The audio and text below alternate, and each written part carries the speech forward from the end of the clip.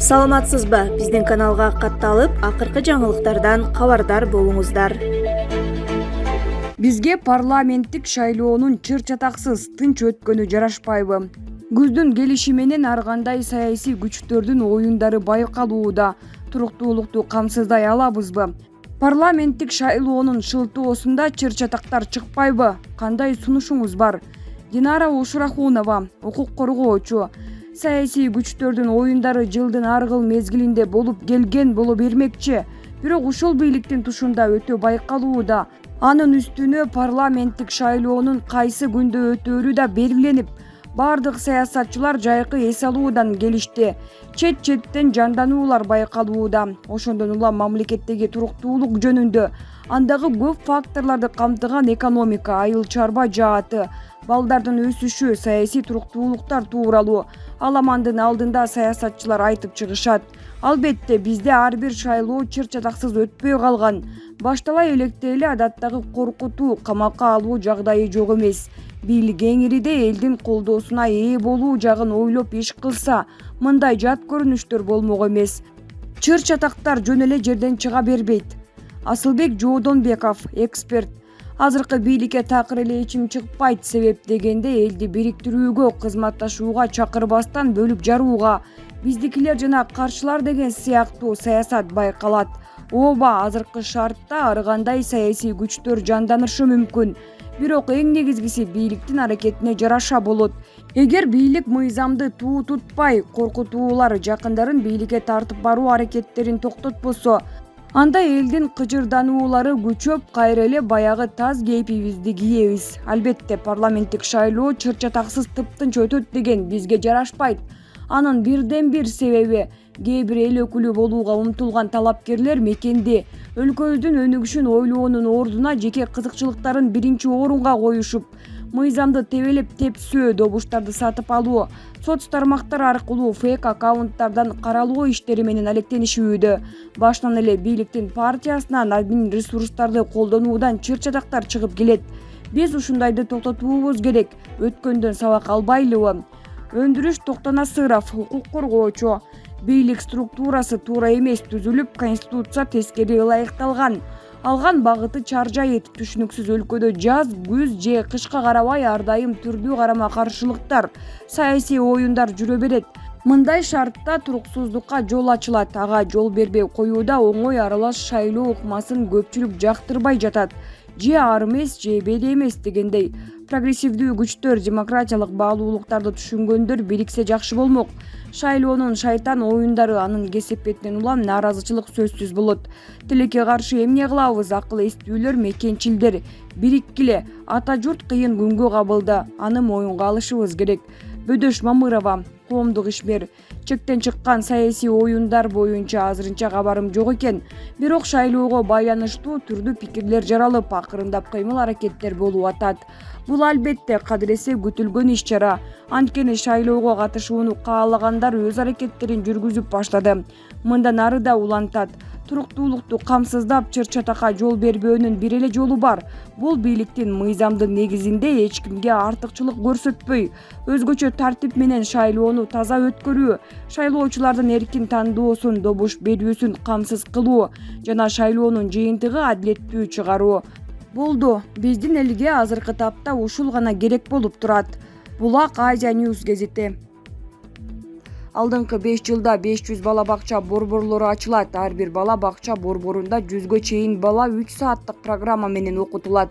Бул тууралуу Билим берүү жана Илим министрлигинин мектепке чейинки билим берүү жана мектепке даярдоо башкармалыгынын жетектөөчү адиси Самаркул Умралиева жамааттык медианын Эл Собол программасында билдирди. Саламатсызбы? Өлкөбүздө мектеп курагына чейинки балдардын бала бакча менен камсыздалуусу кандай деңгээлде? Саламатсыздарбы? Быйылкы окуу жылынын башталышына карата бардык билим берүү органдары жана жергиликтүү бийлик органдары тарабынан иш-чара кабыл алынып, окуу жылынын башталышына 1648 бала бакча балдарды кабыл алууга даяр экендиги туурасында бизге маалымат берилген.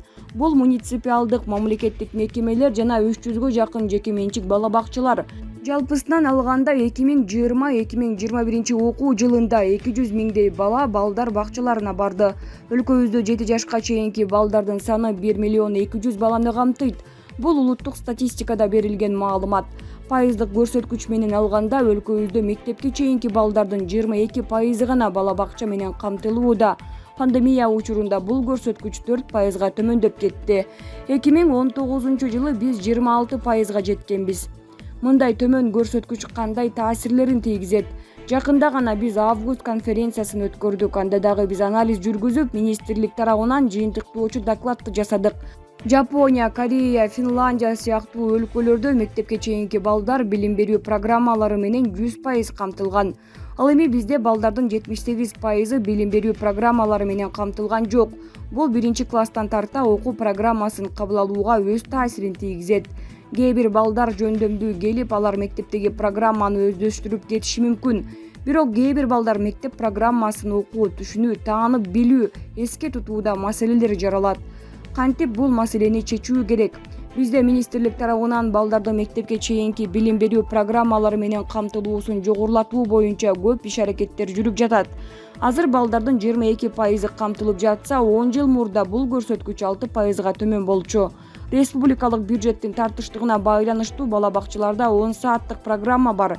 Аларды окутуудан тышкары багуу, тамак берүү процесси өкмөттүн эсебинен жүргүзүлөт. Мугалимдер, тарбиячылар жана башка кызматкерлердин айлык акысы өлкө бюджетинен алынганда көп суммадагы каражат керектелет.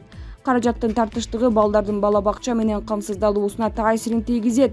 Ошентсе дагы өкмөт 2025 жылга чейин балдарды мектепке чейинки билим берүү программасы менен камтууну 60%га жеткирүүнү максат кылдык. Быйыл бул багытта чоң аракет жасалды. Биз алдыга кадам деген проект менен 500 бала бакча борборлорун ачуу боюнча Дүйнөлүк банктын эсеби менен долбоорду жүргүзүп жатабыз. 1 жыл ичинде 500 балдар борборун тандап алып, буйрук менен алар бекитилди.